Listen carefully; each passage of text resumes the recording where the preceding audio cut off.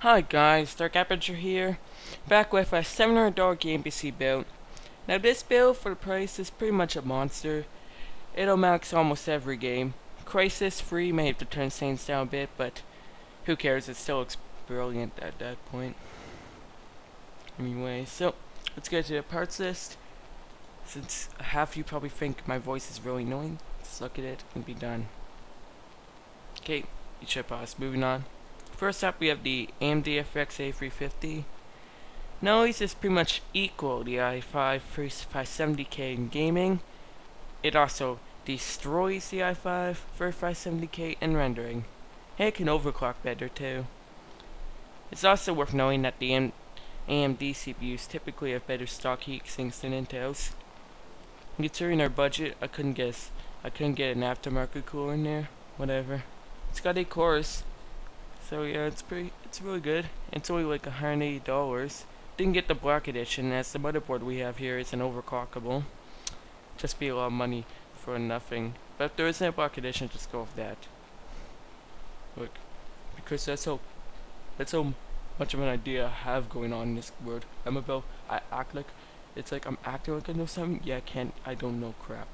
Yeah, and when I said that, YOLO. Move on to the RAM. RAM. Corsair range in Studio for 1600, 8 gigabytes. It's fast. It looks good. It's reliable, and it's enough. And 8 gigabytes is enough for gaming. Yeah, that's all. It's only $60, so it's a pretty good deal. After that, we go into the motherboard.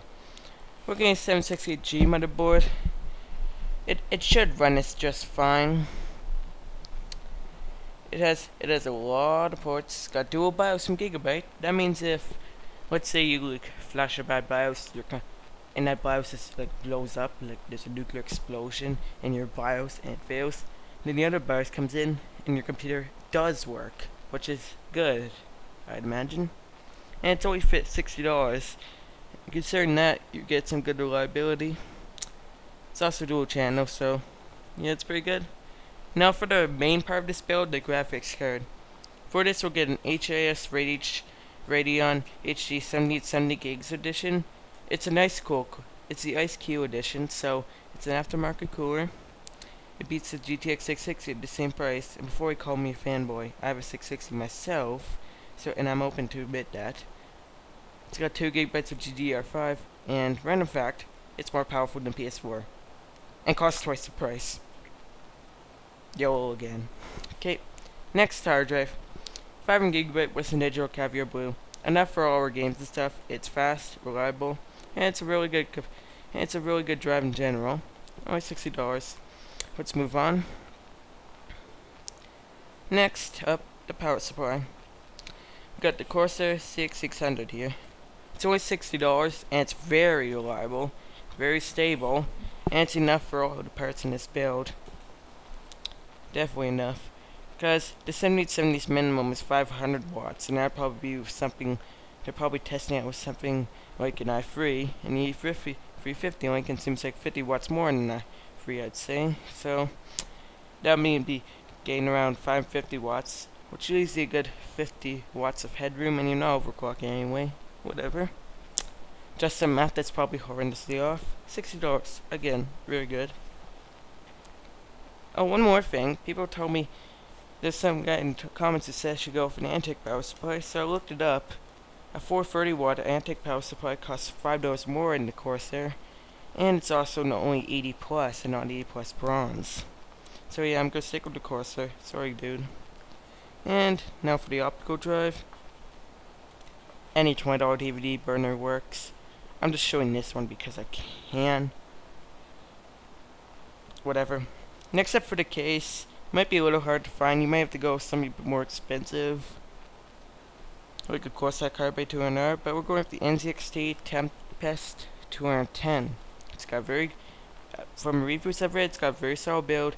It's got a lot of space, and it's got a very good price too. It's only $45. Look, the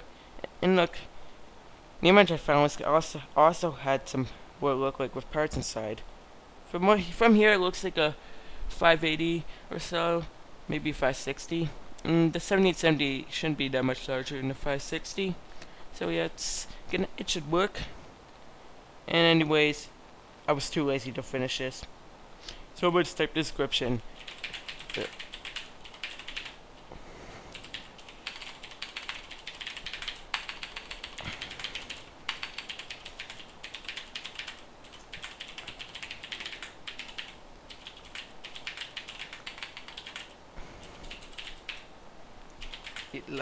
Yeah. Okay. That's pretty much the description. I'm pretty sure this is very in-depth, very explaining of the situation. And this pretty much sums up what I've been talking about for this entire build video. Anyway, subscribe to me, Dark Aperture, if you like this build. Since I can't get this build at the moment, maybe you could build and show me how it performs. I'd like to know. Would be cool. Goodbye. Ooh, okay, this is a filler. This is indeed a filler. Just because I'm going with EasyVid. You know EasyVid, it's buggy as hell. It's going to probably mess up everything. It's going to mess up everything. I'm just doing this so the audio, it'll just cut out this. And because I'm saying it's going to cut out this, I'm just going to spam EasyVid, like, oh great EasyVid God, please do not mess up this recording, because I'm too lazy to record again. Okay, that's it. Filler is done.